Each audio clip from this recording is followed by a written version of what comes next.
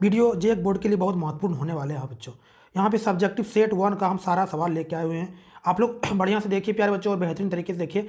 यहाँ पर सभी इंपॉर्टेंट सवाल लेके आ चुके हैं बच्चों। आप लोग शानदार बढ़िया से देखिए बच्चों। और पहला सवाल देखिए, आपका वायरल प्रश्न है, सभी सब्जेक्टिव सवाल है बच्चों, सामाजिक विज्ञान का बेहतरीन सवाल है बच्चों। देखिए पहला सवाल आप लोग देखो, पहला यहाँ पे क्या दिया हुआ है। यहाँ पे वियना सम्मेलन की मेजबानी किसने की थी? तो वियना सम्मेलन की मेजबानी किसने की थी बच्चों? तो यहाँ पे ऑस्ट्रिया के चांसलर डायूक मेटरनिख ने किया था। और दूसरा सवाल है देखिए यहाँ पे, भारत में प्रथम आधुनिक वस्त्र मिल कब और कहाँ स्थापित की गई थी? तो यह भारत में प्रथम आधुनिक वस्त्र मिल 1854 ईस्वी में मुंबई में स्थापित की गई थी बच्चों। यहाँ पे देखिए तीसरा नंबर का सवाल है, खरीफ फसल किसे कहते हैं? तो भारत में मानसून के आगमन के समय बोई जाने वाली फसलों को खरीफ फसल कहते हैं।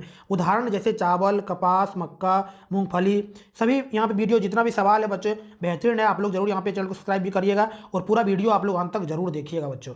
बहुत शानदार। चलिए दूसरा सवाल देखिए बच्चों, आप लोग यहाँ पे क्या दिया हुआ है, फास्टली आप लोग देखिए। दूसरा यहाँ आगे वाला सवाल देखिए बच्चों, आप लोग यहाँ पे फटाफट 4 नंबर का सवाल देखो बच्चों। 4 नंबर में क्या दिया हुआ है, यहाँ पे देखिए रिकॉर्डेड वीडियो है बच्चों, थोड़ा सा इसमें 4 नंबर का लोकतंत्र की, यहाँ पे देखिए लोकतंत्र की 2 चुनौतियों को लिखें। तो लोकतंत्र को देखिए, पहला चुनौती है लोकतंत्र को वास्तविक रूप में कायम रखने और मजबूत करने की चुनौती है। दूसरा है आपका देखिए लोकतांत्रिक व्यवस्था का सभी वर्गों, समूहों और इलाकों का तक विस्तार की चुनौती। देखिए 5वां नंबर का सवाल है यहाँ पे बच्चों, समवर्ती सूची के अंतर्गत कौन कौन से विषय आते हैं? समवर्ती सूची के अंतर्गत शिक्षा, वन, श्रम, पारिवारिक कानून आदि को शामिल किया गया है।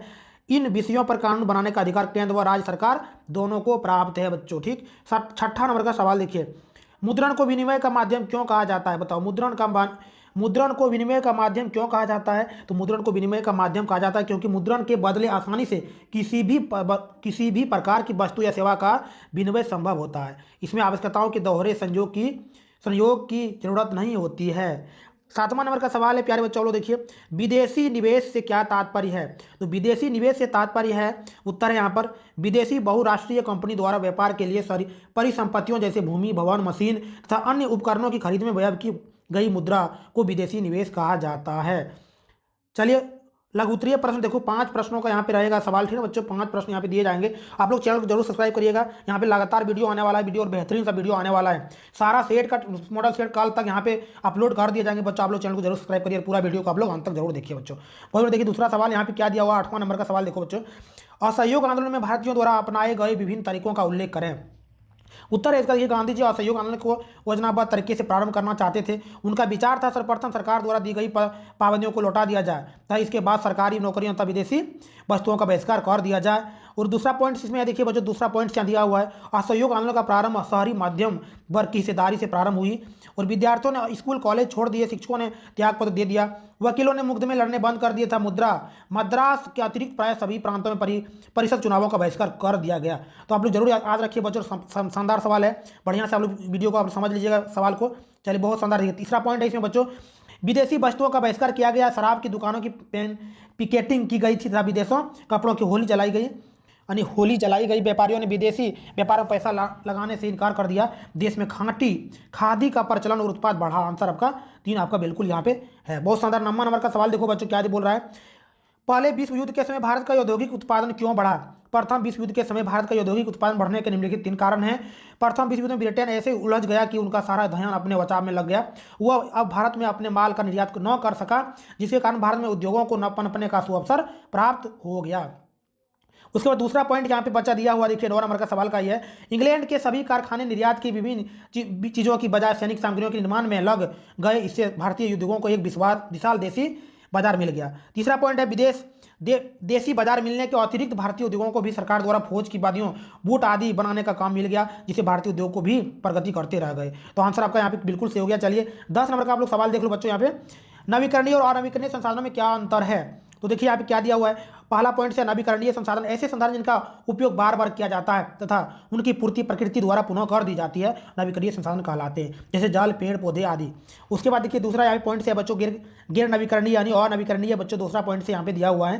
देखिए क्या दिया हुआ है, गैर नवीकरणीय संसाधन ऐसे संसाधन हैं जिनका उपयोग सिर्फ एक बार किया जाता है तथा जिनका समाप्ति पर प्रकृति द्वारा पूर्ति संभव नहीं है, गैर नवीकरणीय संसाधन कहलाते हैं, जैसे कोयला, पेट्रोलियम आदि।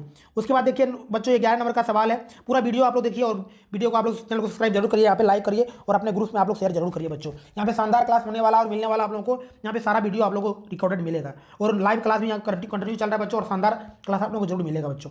चलिए यहाँ पे देखिए 11 नंबर का है, दबाव समूहों की गतिविधियां लोकतांत्रिक सरकार के कामकाजों में कैसे उपयोगी हैं होती है। दबाव समूह अपने ही ढंग से लोकतंत्र की सेवा करते हैं, उनकी जड़ें मजबूत करते हैं और विभिन्न दबाव समूह सरकार को आम नागरिकों की कठिनाइयों और आवश्यकताओं से अवगत कराते हैं। विभिन्न प्रकार के दबाव समूह के विरोध और प्रतिरोध से सरकार को यह पता चलता है कि जनता क्या चाहती है।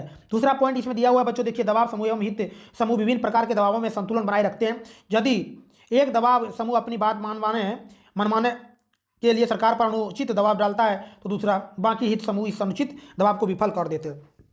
तीसरा पॉइंट यहाँ दिया हुआ, जब कभी सरकार कुछ धनी व्यक्ति तथा अथवा सशक्त व्यक्तियों के दबाव में आ जाती है तो दबाव समूह सरकार को इस अनुचित दबाव से मुक्त कराती है। इस प्रकार दबाव समूह सरकार के कामकाजों में उपयोगी सिद्ध होते हैं। उसके बाद देखिए, इस प्रकार दबाव समूहों की गतिविधियों से लोकतंत्र सुदृढ़ होता है और आम जन को अपनी भावनाएं प्रदर्शित करने का मौका मिलता है। सरकारें उनकी मांगों पर उचित कार्रवाई करती है बच्चा। चलिए यहाँ पे 12वां नंबर का सवाल देख लो बच्चों आप लोग, बहुत इंपॉर्टेंट सवाल है। श्रीलंका के समाज के जातीय बनावट की व्याख्या करें। श्रीलंका की आबादी करीब 2 करोड़ है, इनमें से कई जातीय समूहों के लोग हैं। सबसे प्रमुख सामाजिक समूह सिंहलियों का है, जिनकी आबादी कुल जनसंख्या की 74% है। दूसरा यहाँ पे प्रमुख समूह तमिल का है। तमिलों की आबादी कुल जनसंख्या का 18% है। तमिलों में भी 2 समूह है। श्रीलंका मूल के तमिल जनसंख्या का 13% है। और यहाँ पे तीसरा देखिए, यहाँ पे पॉइंट देखिए बच्चों, और यहाँ पे दिया हुआ है और बाकी हिंदुस्तानी तमिल है, जो औपनिवेशिक शासनकाल में बागवानों में काम करने के लिए भारत आ गए थे लोगों की संतान है। तमिलों की आबादी मुख्य रूप से श्रीलंका के उत्तर और पूर्वी प्रांतों में है। अधिकतर सिंहली भाषाई लोग बौद्ध हैं, जबकि तमिल भाषाई लोग में कुछ हिंदू हैं और कुछ मुसलमान। श्रीलंका की आबादी में ईसाई लोगों का हिस्सा 7% है और वे सिंहली और तमिल दोनों भाषाएं बोलते हैं। चलिए यहाँ पे 13 नंबर का सवाल देखिए बच्चों, क्या बोल रहा है, ऋण की शर्तों का उल्लेख करें। ऋण का शर्तों का उल्लेख देखिए, पहला पॉइंट है इसमें, ब्याज दर ऋण पर वार्षिक मासिक ब्याज दर निश्चित की जाती है और समर्थन ऋण धारा कर्ज लेने वाला व्यक्ति उदारता को गारंटी देने के रूप में संपत्ति जमानत के रूप में तय करता है। यदि निर्धारित समय सीमा के अंदर ऋण लेने वाले पैसे नहीं चुकाता तो कर्ज जाता है, समर्थन ऋण धारा को बेचकर अपना पैसा वापस प्राप्त कर लेता है। उसके बाद तीसरा पॉइंट यहाँ पे दिया हुआ है बच्चों, देखिए आवश्यकता कागजात। यहाँ पे कागजात क्या रहता है, ऋण लेने वाला अपनी आर्थिक स्थिति की आवश्यकता कागजात ऋण देने वाले को देता है। भुगतान के तरीके, भुगतान एक मुश्त करता है या समय समय पर कब करना है यह तय किया जाता है। ऋण की अवधि, ऋण दीर्घकालिक या कम समय का है या निश्चित किया जाता है। 14 नंबर का सवाल यहाँ पे बच्चों देखिए आप लोग, अंतिम सवाल है ठीक, और यहाँ पे आप लोग वीडियो पूरा देखिए, सारा वीडियो यहाँ पे आने वाला है बच्चों, और चैनल को आप लोग सब्सक्राइब जरूर करिए। बहुत शानदार, चलिए बेहतरीन है। विश्व व्यापार संगठन WTO के किन्हीं 3 उद्देश्यों को लिखे हैं। विश्व व्यापार संगठन प्रमुख उद्देश्य अंतर्राष्ट्रीय व्यापार को अवरोध मुक्त अथवा उदार बनाकर उनके तीव्र विकास को सुनिश्चित करना है। यह अंतर्राष्ट्रीय व्यापार से संबंधित नियमों का निर्धारण करता है तथा विभिन्न देशों के द्वारा इन नियमों के अनुपालन पर नजर रखता है। इस संगठन के उद्देश्यों में विश्व के देश के अंतरिक्ष व्यापार को इस प्रकार संचालित करता है कि उनमें समता और खुलापन और वह बिना किसी भेदभाव के हो सके। चलिए अगली वीडियो में आप लोग मिलते हैं, बहुत जल्द मिलेंगे। आज हम शाम तक बहुत सारी वीडियो अपलोड करने वाले हैं। चलिए।